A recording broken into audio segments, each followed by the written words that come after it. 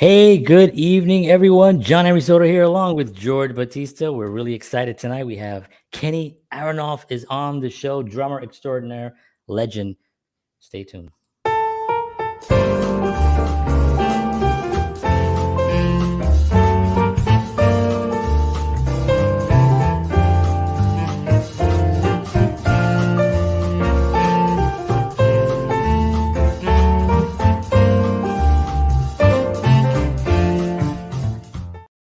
All righty. Good evening, everybody. John Henry Soto here. Welcome to tonight's show. Very excited. Kenny Aronoff is on the show this evening.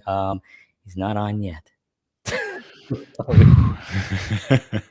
we're waiting for him to enter our back office here. But in the meantime, George, why don't you tell us a little bit about Mr. Kenny Aronoff? Absolutely, Mr. Kenny Aronoff. So Kenny Aronoff, for those of you who don't know, is one of the most influential and in-demand drummers and percussionists in the world. He's entertained millions of people with his drumming. He has played thousands of records, and he has been the go-to drummer for the biggest stars in music. Kenny has also been an enormously successful studio musician, recording over 300 million records in sales, with more than 1,300 that were certified gold, platinum, or diamond. Unbelievable. Kenny is also a best-selling author, a television host, and an accomplished speaker, having taken the stage for top universities, corporations, and organizations around the world. And that's just a small snippet of what he has done. Yeah, I was looking at some of the people that he's played, with, and I'm like, what, like, just blown away. Just to give you guys a quick example, George, be looking down there if he shows up. I'm just gonna Absolutely read a little bit here, but I'm just gonna go down the list. The Rolling Stones, Sting, Bob Dylan, Paul McCartney, Billy Gibbons, Bruce Springsteen, Johnny Cash, Willie Nelson, Rod Stewart, Elton John, Lady Gaga, Bruno Mars, The Smashing Pumpkins, John Bon Jovi, Kid Rock, B.B. King, Celine Dion, Steven Tyler, Dave Grohl, and many, many more. If you can believe that, that's unbelievable. Yeah, So, I mean, he's one of the hardest guys in working guys in show business. I mean, he's just constantly on the and move. what's funny is that, like, you probably cannot find a human being that has not heard his drumming. Right? You can't. Right. No, absolutely. You can't. Absolutely. You're gonna say, have you heard? And he was with John Mellencamp for 10 of his records. So he toured with him, and so who hasn't heard John Mellencamp? That alone. So yeah, he's incredibly influential, great talent. And we're really excited to have him here with All right, ladies and gentlemen, please welcome to the show Kenny I've ever Aronoff. Hey, Kenny. Yeah. How are you, sir? I'm good, man. Extremely busy as always. I hear you.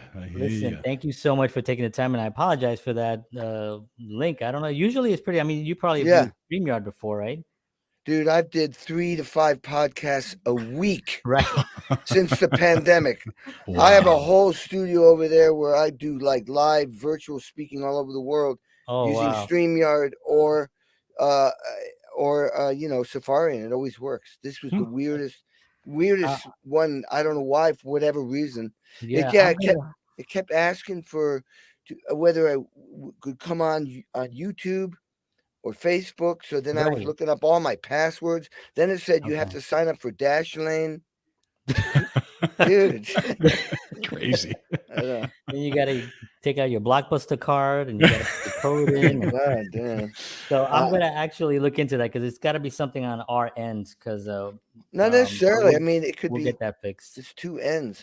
Yeah, exactly. Well, Kenny, thank you so much for being on here. One of the George and I started this show about 2 years ago, and one of the reasons is that we really like to showcase people that are in music, film, health, life, things where they can motivate people and kind of help them through this time with positive words and reinforcement and stuff. So we want to thank you for your time to be here tonight. You're welcome.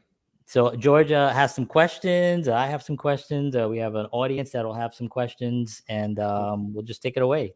Yeah, absolutely. So first of all, again, thank you so much for coming on. Two musicians here, also drummer myself. So it's just a personally really fun thing for me. But George was crying, I think. Yeah, when I heard you were coming on, I was crying. Yeah, I think George was crying when he heard you were coming on. But was he crying because he was happy or no, sad? tears of joy. Tears of tremendous joy. Absolutely.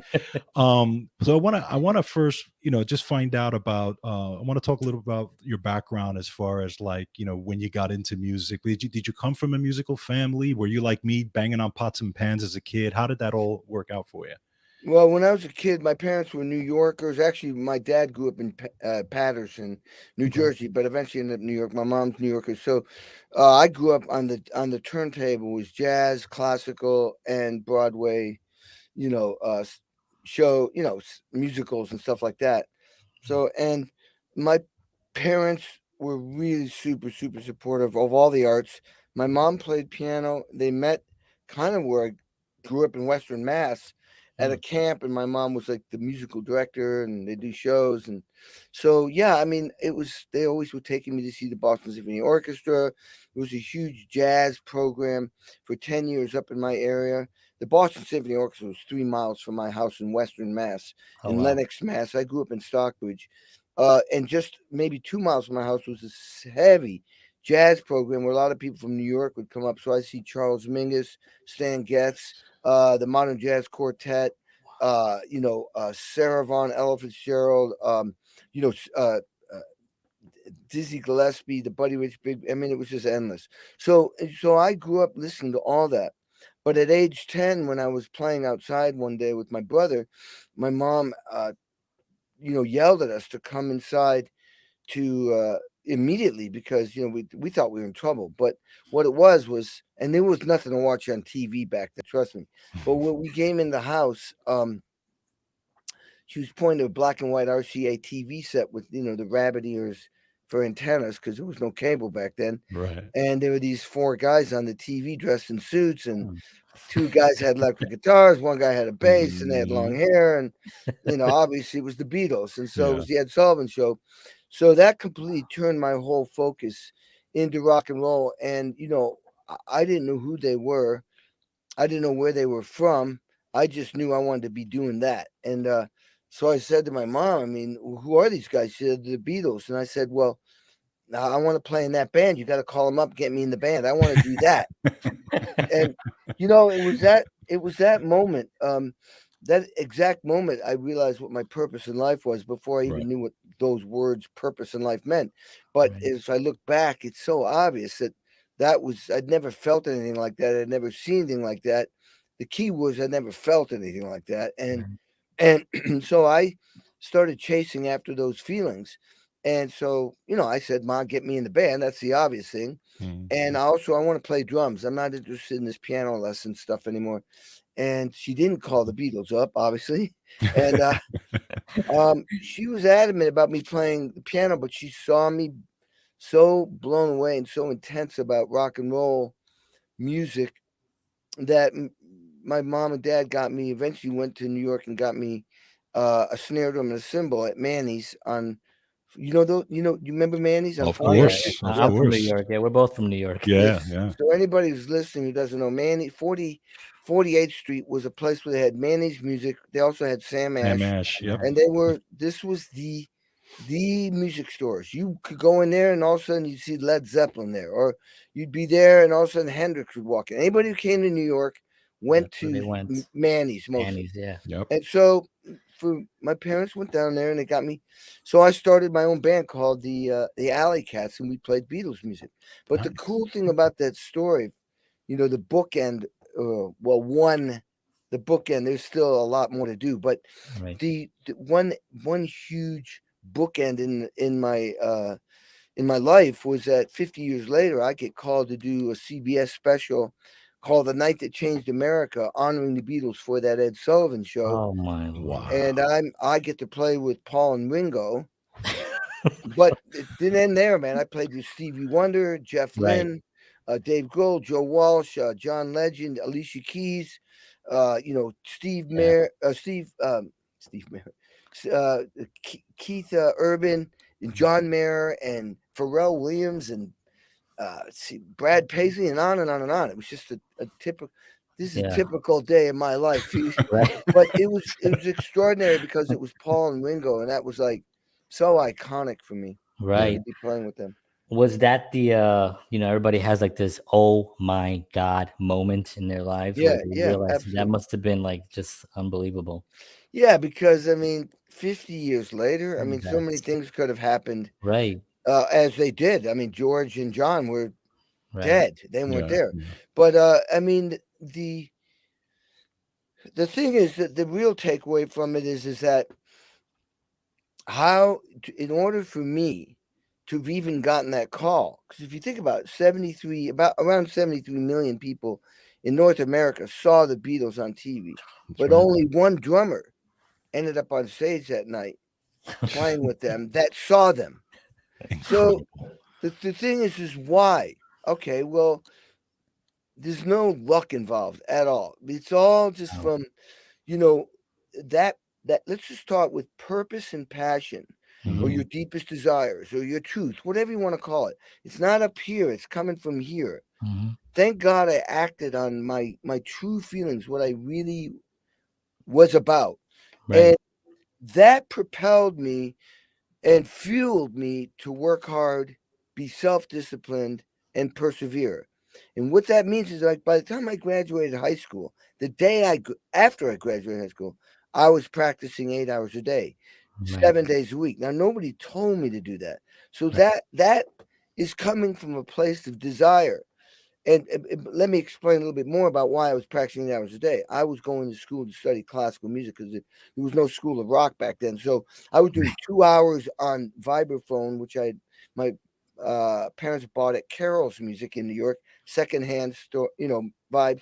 I was doing 2 hours on vibes, practicing scales and reading and technique, 2 hours on timpani, where I was practicing technique, reading, and playing the symphonies. And then 2 hours on snare drum, legit snare drum, rudiments, reading, then 2 hours on drum set. And I was in fear of, really sucking, and because in high school, I wasn't in the concert band or the symphony band or the marching band. I was in a rock and roll band, and I was a 3 letterman jock. I was an athlete. By the time I was a sophomore in high school, I was on 3 varsity sports, which was perfect for developing discipline and accountability and stuff. And you put those 2 worlds together, and I was the guy that would practice in the music school till 1 or 2 till they throwed me out, because I had that. You take that discipline, that and hard work and perseverance, fueled by that purpose, like I said, that desire, and you become unstoppable, undeniable, and very authentic, because this is who I am. So you do that for 20, 30 years, and you're going places, okay?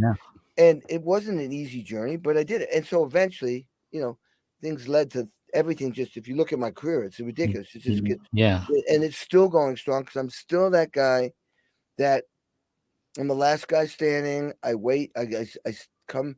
I stay later. I come earlier. It's just the way I'm wired. Yeah. And you also had an environment that you were able to nurture that. You were able to do that. We talked to a lot of artists, and and a lot of times they get suppressed in their homes. It's like, well, it's great that you want to do that, but get yourself something steady, get something to fall back on. And that usually is a huge mistake, or at least something that takes away from that initial passion that you mentioned. Right? Absolutely, because what happens is, even if the kid decides to make it, he's always got that voice in his head. You should. Right. So let's say 10% of your brain is dealing with that. That's 10% that's not dealing with your career. That's right. Absolutely. It's that simple. It's like a glass of water. A part of it's being thrown over there to deal with that. So I was lucky. I mean, my mom, when she was alive, said to me that one of her friends from New York would say, I can't believe you let your kid be a musician, be a drummer. The audacity! How dare you? Don't you care about him? Yeah, right. Exactly. Thank God my mom was Thank like, she God. saw through all that. They looked at me, I mean, this is the funniest thing. I mean, when I got in, I went to UMass for 1 year because I wasn't, I wasn't good enough in the classical realm. I used that first year really to catch up, and it was very, very overwhelming. I was way behind in music theory, music history, music literature, working in orchestras, all the classical thing, sight singing, piano, all this stuff was way behind. But in 1 year, I ended up transferring to the #1 school in music in the country, Indiana University School of Music. It's interesting. The story is, I'll try to be as quick as possible. The top 3 schools in classical music were Indiana University, Bloomington, Juilliard, New York, and Eastman in Rochester. I'm in school. I know I'm not the best, but I was not willing to stay there and be comfortable. I wanted to be on the best. I want to be on the Super Bowl team. So I said, Dad, I want to transfer to Eastman. It's 5 hours up the road. Take me up to Rochester. I'm going to audition. I got in, but there was no room for a transfer student. They only have 14 percussionists, so everybody's always working. Everybody's always in an ensemble. If you take too many kids are going to be standing around, and they can't have that. So I was very disappointed, but I was kind of hitting on this cellist, a sophomore at UMass. I said, "What are you doing this summer?" And she said, "I'm going to Aspen." I went, "What's Aspen?" She said, "Well, it's an elite music program run by Juilliard." I went, look at that. If I get in there, maybe I'll transfer to Juilliard. I'll be in the second best school in the, everybody knows Juilliard. Yeah. So I prepare an audition, and on tape, and on timpani, mallets, multiple percussion, and snare drum, and I don't hear from them. So it's the last day of school, and I'm gonna study with Arthur Press from the Boston Symphony Orchestra, percussionist.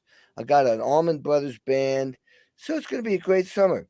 And I'm driving away from school. I got some percussion in my instruments in my dad's, station wagon. I went, shit, I forgot my mail. I go back to the dorm. I get my mail. It's like, looks like a check. I nobody owes me. When I open up, I'm accepted to Aspen. Wow. Whoa. Look at that. So I think, and I have to be there in 2 weeks. I think I was an alternate. I mean, you don't accept somebody 2 weeks. They didn't say that, but anyway, I go there, got my ass crushed. I'm the worst. You got these Juilliard prep kids that are playing timpani when they're in their diapers. Right. I'm playing scales, and they're playing like complete, violin, cello concertos, 4 mallets, and I'm sitting there playing scales. But the teacher there taught and ran the percussion department at Indiana University. Oh my! Wow! It comes all around. So I went, Mr. Gaber, I'm coming to Indiana University. I want to audition. And he says, well, just come back in January and you fly in with your mom and audition. I went, no, I want to audition right here and go to Indiana from here.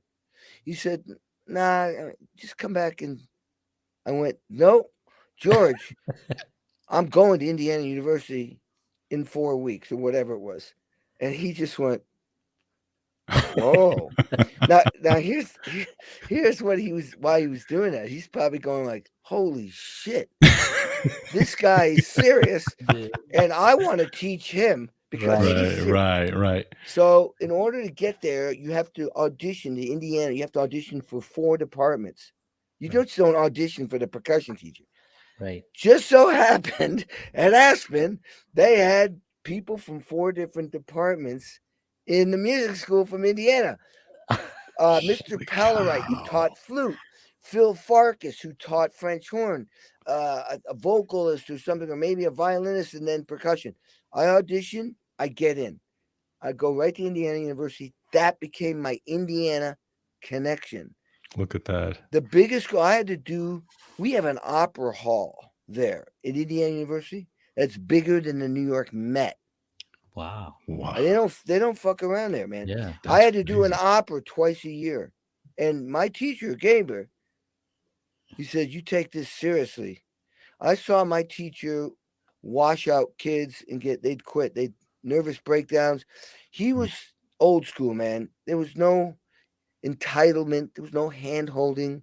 You can't negotiate your grade. You don't go, well, I don't think I deserve that. If you get a D, it's because you deserve a fucking D. Right. That's the school I came from.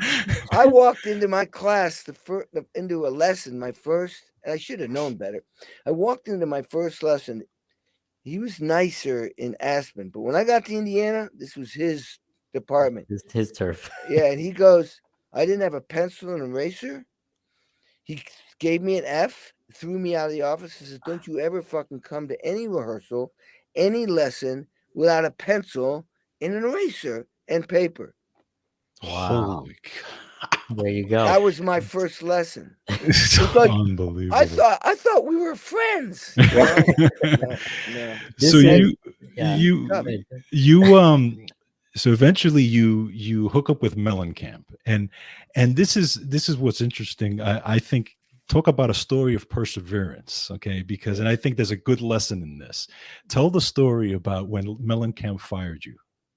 Yeah, well, okay, so long story. I'll try to be. So I go through 4 years of studying classical music, and I get into Tanglewood, run by the Boston Symphony Orchestra. After 3 failures of getting in, fourth, I finally get in. Work with Leonard Bernstein, Aaron Copland, and then I get into the Jerusalem Symphony Orchestra, and I turn it down. Everybody was in shock, including my parents. And the reason why, it ties back to seeing the Beatles. I didn't want. I love classical music, but I still want to be in a rock band. Right. I still wanted to be in the Beatles. So I turned down uncertainty. No, I turned down certainty, a paycheck and a job, for complete uncertainty. Right. That's when you know you're making the right decision, because you're not quitting something for something else. You're quitting because it's not right. Right. So anyway, I spent 4 years trying to get my shit together on the drum set, studying. Then I moved to Indiana, formed a band. The business model, as you all know, write some songs, get a record deal, make a record, go on tour, sell the product, make money for the record label, for you, and do it again. And do it again and again, and then you become big like Elton John. All right, that was the dream. Well, after 3 years, we didn't get signed. I mean, and so I'm about to go to New York to move. And I hear about this Johnny Cougar guy. I was having lunch with this singer-songwriter, asked me what I was doing. I'm going to New York. She said, oh, cool. You know this Johnny Cougar guy? And I'm like, yeah, I've seen him on MTV. So, well, he just fired his drummer last night. And all of a sudden I go, ding, ding, ding, ding, ding. Right. Oh, my God. Radio, TV, records, touring, like the Beatles. I went running out of the restaurant to a payphone, because there was no cell phones, call up the guitar player, and I go, hey, Mike, it's Kenny. Hey, dude, I heard you fired your drummer. I'd like to audition. He said, I'll call you back in a couple of weeks. We're trying to sort out shit. Guarantee you, John was asking everybody around town, who's this Kenny Aronoff guy? And this is where you build integrity, and you build identity, and you build a reputation, a good one. I was known as the hardest working, hard worker, self-discipline, perseverance, easy to get along with. You know, you need this guy on your team. So I get an audition. I win the audition. I memorized every single beat on the previous record, the record that was out. And I kept thinking, God, man, why is the drummer play so simple? You know, feels like ba, ba, ba, ba, ba, ba, ba. I'm like, this is boring. But I won the audition. I'm getting to your question. 5 weeks later, we're in LA making a record. And after 2 days, I'm like, I told everybody, I did it. See, I stuck to my guns. I did it. I'm going to be on MTV, the radio, making a record. This is one of the new hot bands. And in 2 days, I'm fired. Why did I get fired? Here's why. Producer wanted to get this record done in 8 weeks. You know, and back then when they had tape, you had to get the drums recorded first. Right. And then you build everything on top of that. It's just very complicated, punching in and out of tape. You can hear it, and it's hard to be consistent with the hi-hats, how open they are. You just want a drummer keeps perfect time, groove. His drums are tuned right. He's got the right equipment. He knows how to work with a click track. He knows how to take instruction. I had almost zero experience. And I'll ask drummers this, man. I'll say, what do you think the purpose of a drummer is when he makes a record in the studio with a band? And people will go, beat time. Nope. I'm talking North Star. I'm talking the end zone. The purpose is to get the song on the radio to be a #1 hit. Right. In other words, it's not about me. It's about we. Right. I didn't know that. I mean, in all fairness, in order to be great at anything when you're young, it's all about you. Practice, practice. How do I sound? How do I look? How do I sound? How do I look? Right. And then, but to be Tom Brady, one of the greatest quarterbacks ever, he is the perfect example. And I got this verified by an NFL center. He is the epitome of teamwork, and it's about we. Right. Even though he has 7 Super Bowl rings, he's no dummy. He needs everybody to make him look great. Absolutely. And he's going to make them look great. So this was all new to me. Anyway, I'm fired. And the words that came out of my mouth in that band meeting were life-changing. Because when John said, and by the way, I didn't know the producer was firing me. I always thought John was until about 4 years ago. I said, John, what? You fucking fired me. No, I didn't. No, it was Cropper, your buddy that you went out drinking with, the producer. He's the one that fired you. Oh my God. So anyway, and by the way, I saw Cropper about 5 years ago at some blues festival in Norway. He says, man, I always knew you were going to make it. I'm like, yeah, right. Right. Yeah. Okay. Nah. So probably tells you I taught him everything he knows. Right. Well, I know John says that. Yeah. Anyway, so I said to John, no fucking way am I going home to Bloomington. Look at that. No way. So what was happening here? This is the important thing. I was in a fighter. I was in a fight mode. You know why? He was stealing away my purpose, my bliss, my happiness, my joy, my everything. Yeah. And when he told me I wasn't playing the record, I felt like a piece of shit. Yeah. I felt like a loser. I felt overwhelmed. It didn't matter that I played with Leonard Bernstein and that I was in the Jerusalem Symphony Orchestra. What does that have to do with hits on the radio? Right. Nothing. Right. So I didn't know what this was happening. I'm looking back and I'm going, wow, I was a fight guy, not a fight or flight guy. Right. Most people would have said, oh, bummer, go home and drink beer and cuddle up to their girlfriend. I didn't see any way out. He was stealing my whole existence. This is what, and I'm like, well, what am I going to do now? And I thought, if I leave, it's definitely a done deal. So I'm scrambling, like in panic mode. Like, well, I go, well, am I still your drummer or what? And he goes, I threw him for a loop. He went, well, yeah, but you're not playing on the record.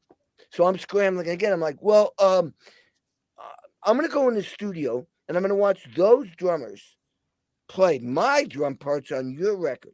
And I'm going to learn from them. I'm going to learn all kinds of stuff watching, and I'll benefit from that. And you'll benefit because you just said I'm your drummer. Wow. Look at that. Unbelievable. He said nothing. It's not over. You think, oh, that did it? No. He says nothing. I'm like, all right, you don't have to pay me, and I'll sleep on the couch. And he went, perfect. That was the deal.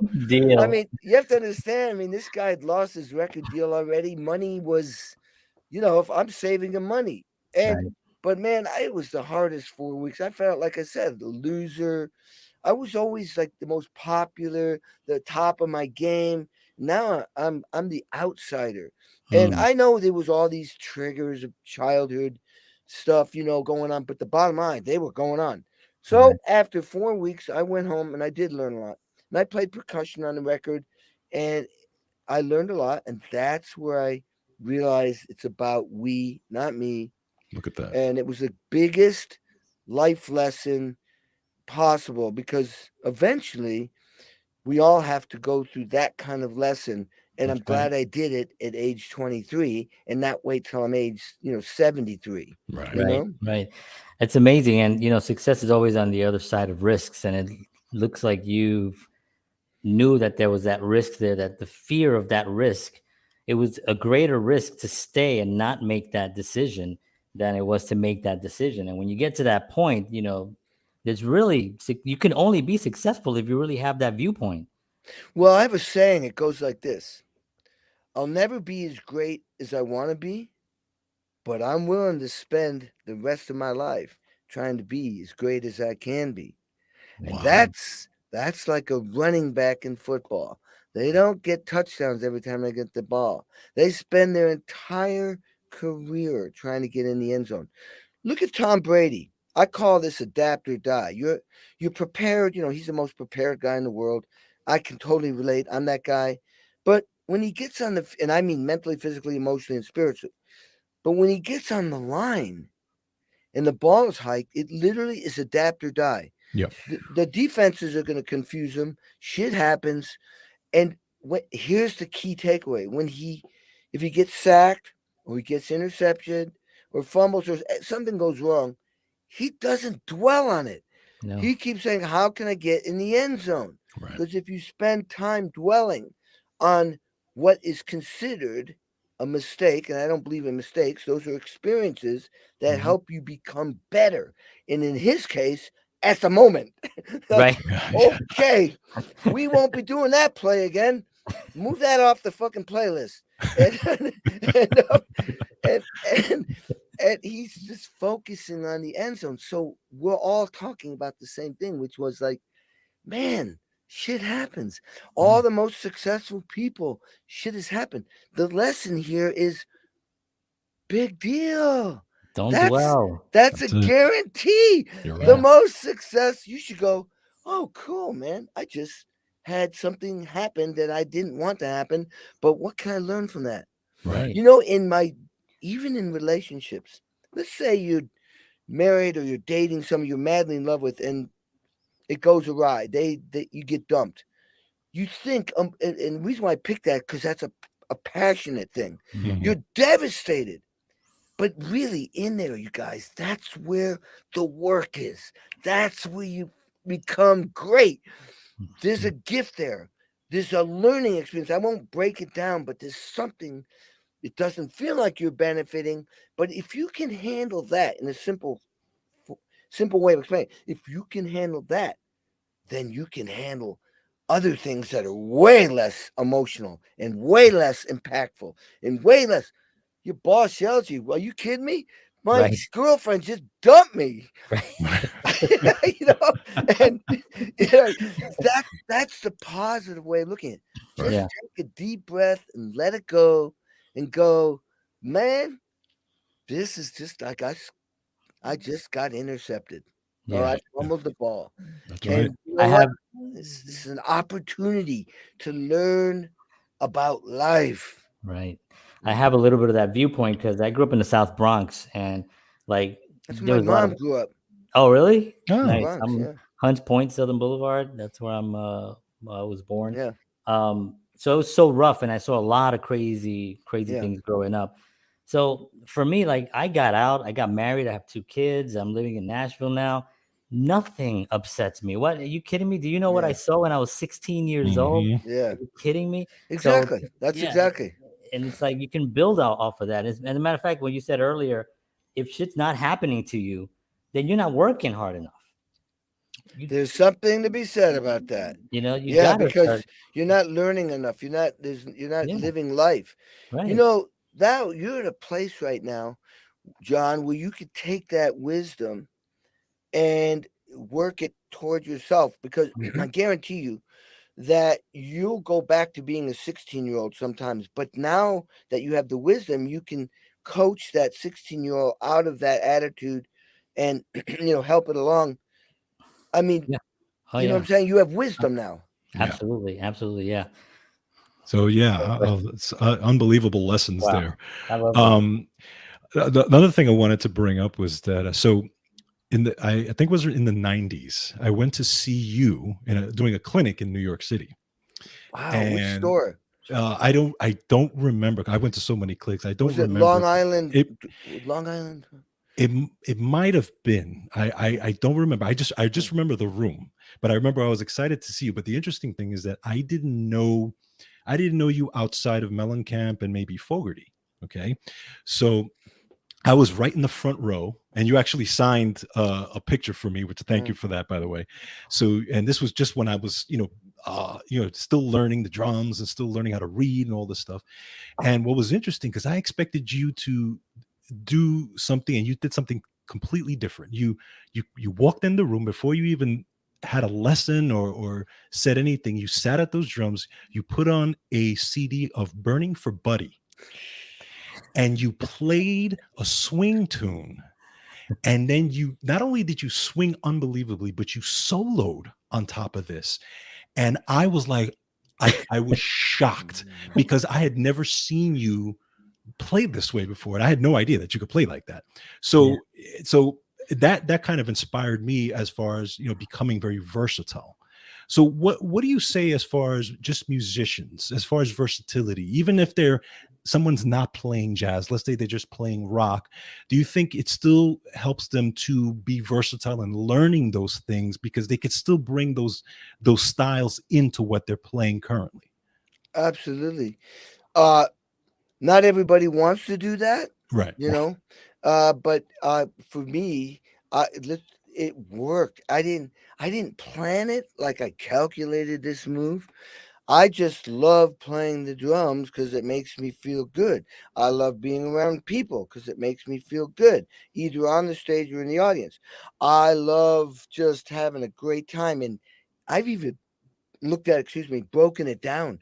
When I was a little kid, I was attracted to playing the drum sports and hanging with girls too, because it elevated my serotonin levels, my dopamine levels, my all my chemicals inside. So without even knowing that, why wouldn't I go back to doing those things that did that? So if somebody asked me, hey, you want to play this country gig or you want to play this jazz gig? It was like, hell yeah, it's fun. It's going to feel good. What happened was, and then, you're making money too, you're making money. This is amazing. I can make a living playing drums, playing every style of music.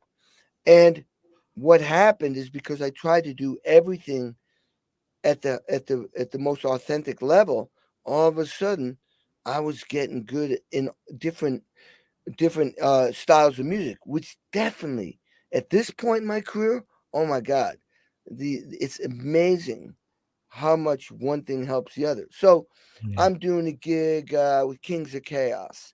The first artist, that's a super group, and they do corporates and stuff. So the first main artist is Dee Snider. Dee Snider is one of the greatest frontmen ever. And it's obvious. It's just straight up, he calls it, metal. It's just heavy rock. It's that. Next artist, Ann Wilson. That's a whole different. That's from Heart. Those are different. You're playing Barracuda and some of these always, the other songs, and it's not metal. It's rock and radio friend. Then it's Billy Gibbons. Ooh. Now you're playing the Texas Shuffle. You don't just walk on stage and play the Texas Shuffle. No. You have to play. And for those who are listening, the Texas Shuffle, one of the main styles of Texas Shuffle, it's 4 on the floor. Right. With your right foot, boom, boom, boom. 4 on the ride cymbal. Left hand's doing cut, and it's the balance between all those sounds makes a certain feel. Then every so often you can do things with your ride, which you go ding, gut, ding, that you can do a swing beat. Left thing you can do, which is what Chris Slayton does, to do a rough shuffle, which is and you go, and then you got all this vocabulary. Dude, you have to live in that world for a long time to be able to play like that. And I just played with Billy Gibbons, and so anyway, and you saw me do the Buddy Rich thing, which wow, I'm looking back, man, that took balls to walk out and do that. I mean, that's exactly what I said. dude, for those who listen, go look up on YouTube. Actually, there's a video of me. I had hair, a ponytail, I think. Yeah.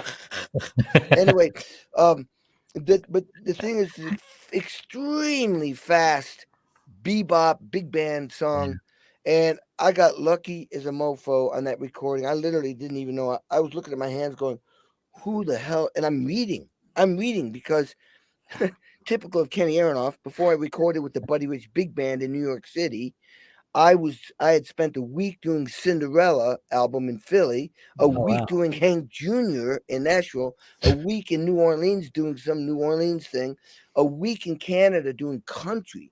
Then I come in and do jazz. But so at night when everybody went to bed, I would stay in the studio and practice from midnight to 2 a.m. those songs. So when I walked in there, I was terrified. The scariest session I've ever done in my life, because I'm playing with the Buddy Rich Big Band. These guys are the loudest, most impeccable time. If you suck, they're gonna know it. So that was a ballsy move. God, I use that as my closer, but an opener. Yeah. Anyway, but as a kid, I was playing jazz because I was trying to play jazz, and people asked me to play jazz. I didn't take any jazz lessons, but I was playing along with Coltrane and Miles Davis.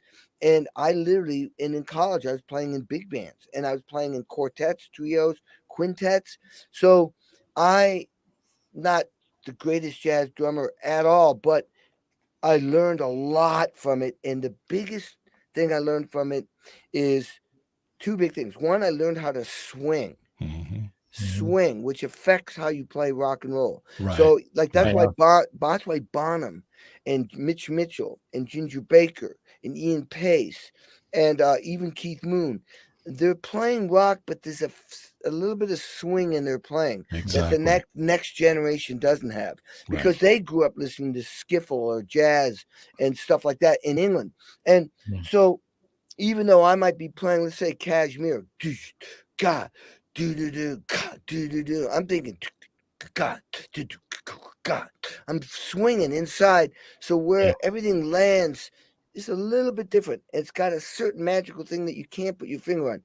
So playing all these different styles of music, even classical, I kept thinking, what is classical going to do for my rock and roll? Well, by the way, let's back up. The two things that teach you to swing,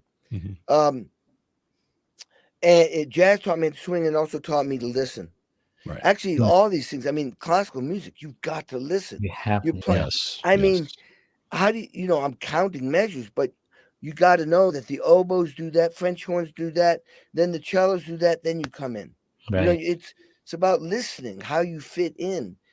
So all this. So yes, as much as you can get from the different styles of music, it will help the main style that you do. Right. So I just did a loop CD, not a loop. It's not a CD. What an idiot! It's a new technology. Can't tell you who the company is. It's from Germany. It was basically, I would play a song where I do just the drums first for a certain style of music. It's very complicated. It wasn't just a normal type of song. They had very specific rules about what to do. Take me 2 hours. I do 49 takes sometimes on one song because I had 7 different drum beats.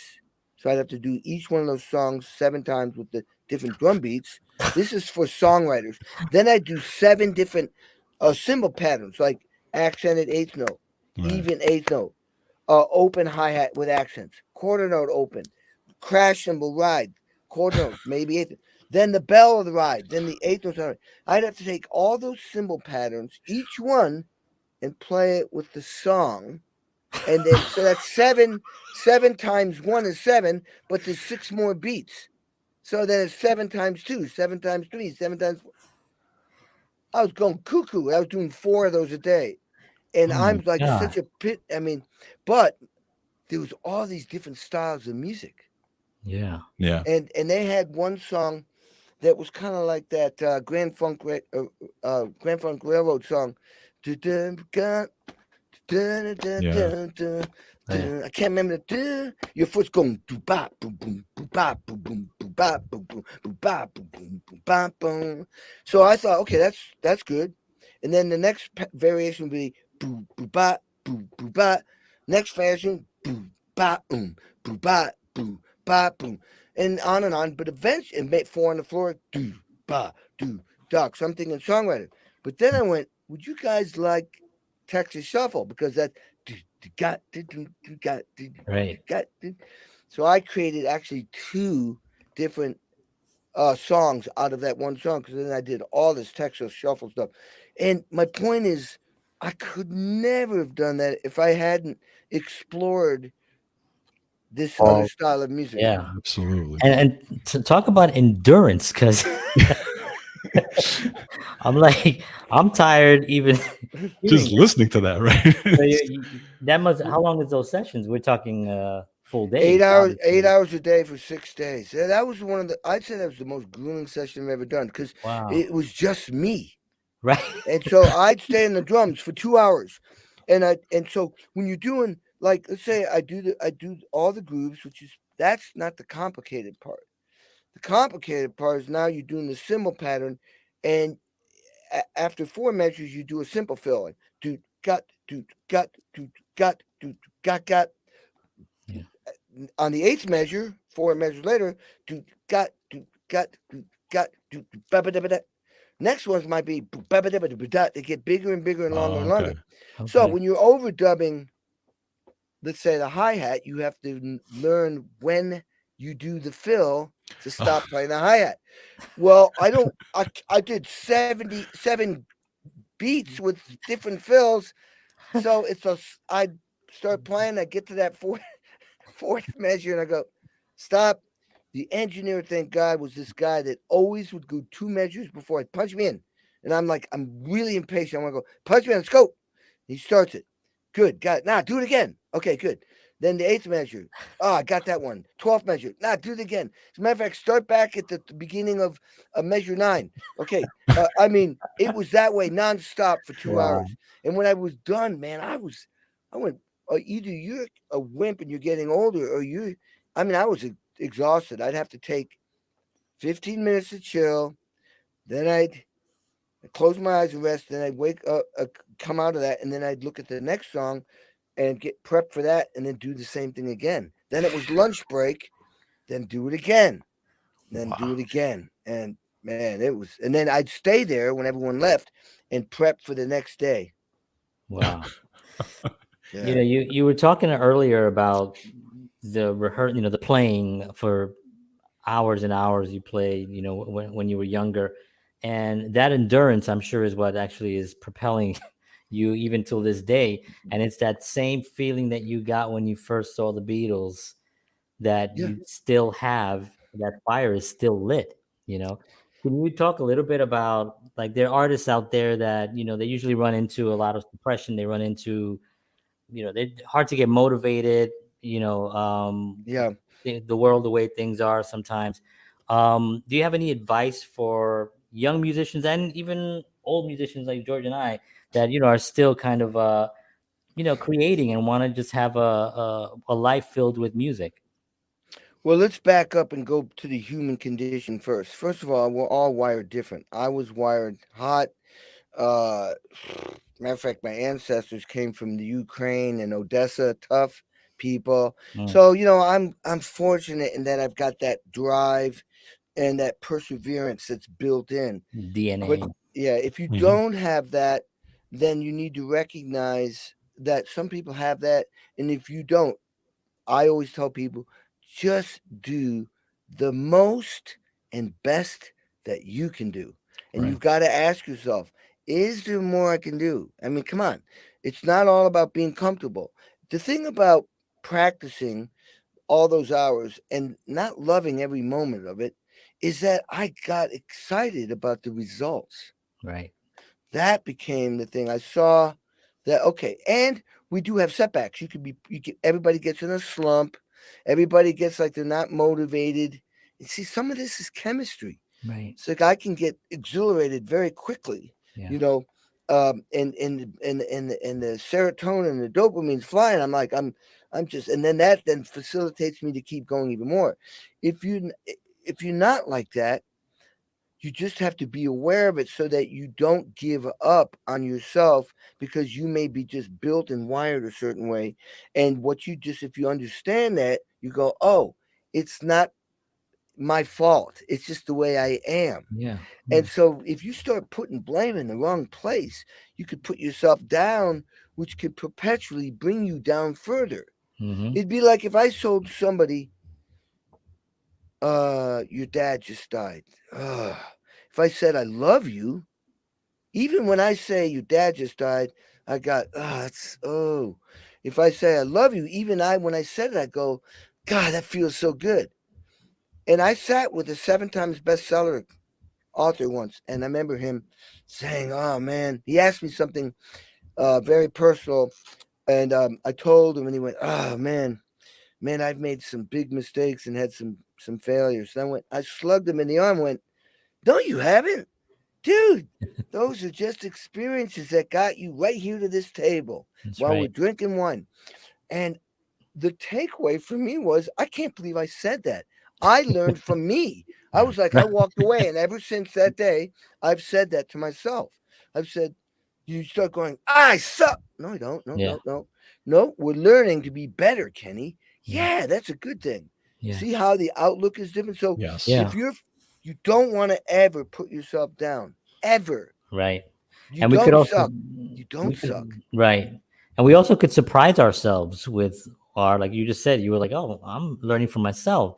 We have that in us to actually be able to educate ourselves on those experiences. If we don't take them on and kind of just put them on our shoulders and say, this is who I am now, like music, George and I, sometimes we would get into slumps where it was just like we were playing something. I was just like, well, I've done this already. And what we would do, we go to a concert, we would go somewhere, go listen to music. Let's just listen to, Led Zeppelin 4 all the way through. And then that kind of just does something, and those absolutely, and then you start feeling, and you start creating more. You start coming up with your own creations based on that.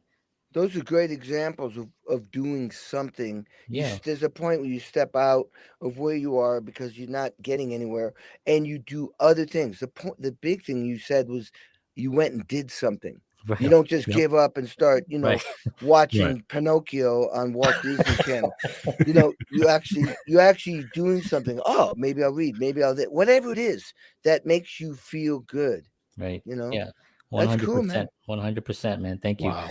So I can't believe it's been an hour. We've been with Kenny Aronoff for an hour. And it goes by fast. Getting an amazing lesson here on life and music and challenges and taking risks and doing it all.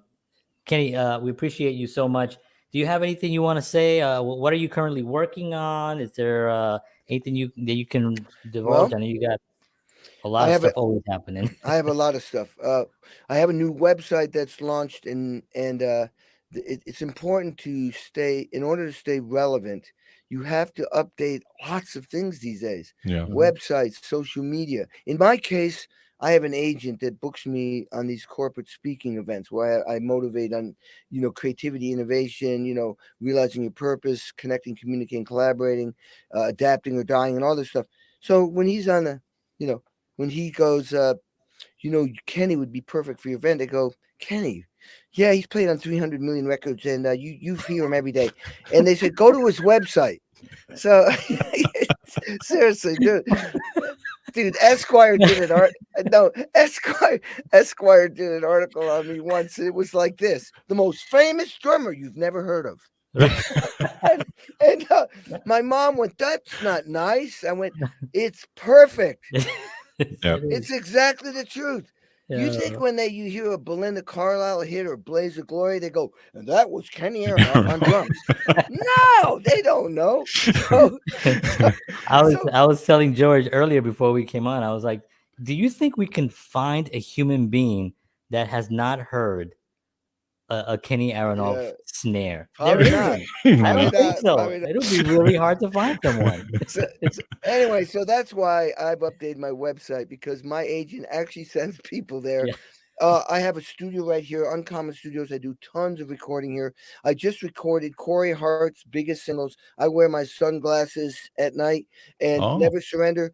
I re-recorded them with a little bit more of a live feel because we're gonna video us doing it for Netflix, something on Netflix on the 28th. They're filming. I'm so busy I don't even ask why and where. So I'm doing that. I'm doing that's coming up. Let's see. I have an audio version of my book that came out last year, Sex, Drums, Rock and Roll. The book, it's right under here. It's under here, but it's called Sex, Drums, Rock and Roll. It's a badass read. It's basically a lot about what we're talking about, but more.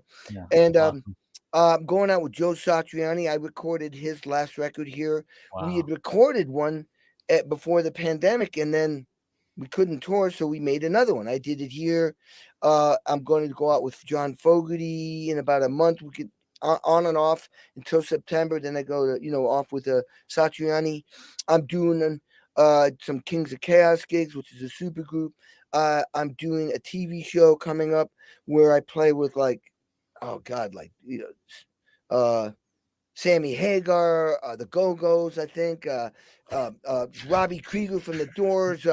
I mean, just on and I don't even know how you remember all of that. I have meetings all day. I have a wine coming out, a very expensive, classy bottle of wine. Oh, nice.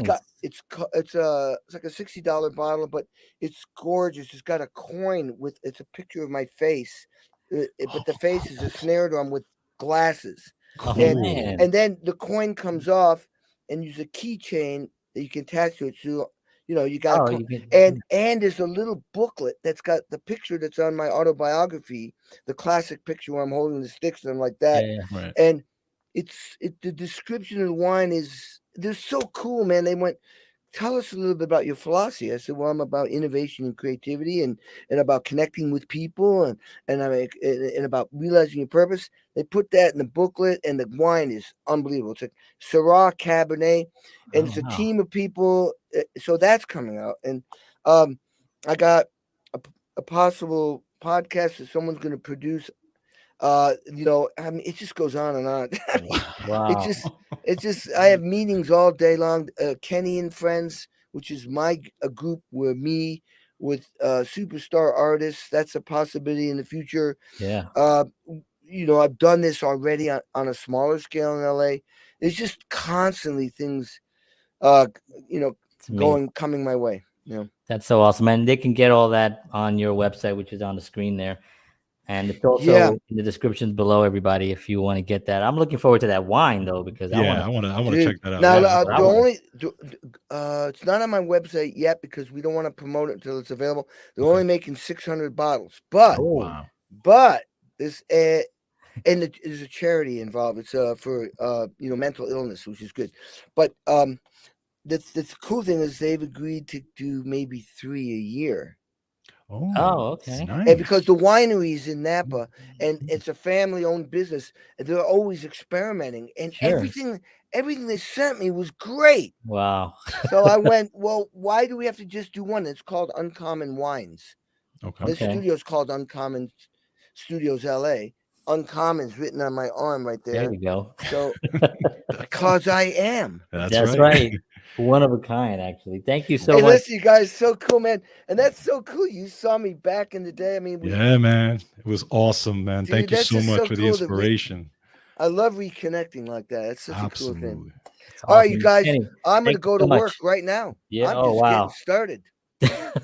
Awesome. Thank you so much. I appreciate your time. We'll see you again soon. Take care, Kenny. You guys, take care. Thank you, man. Yep. Bye. Yep.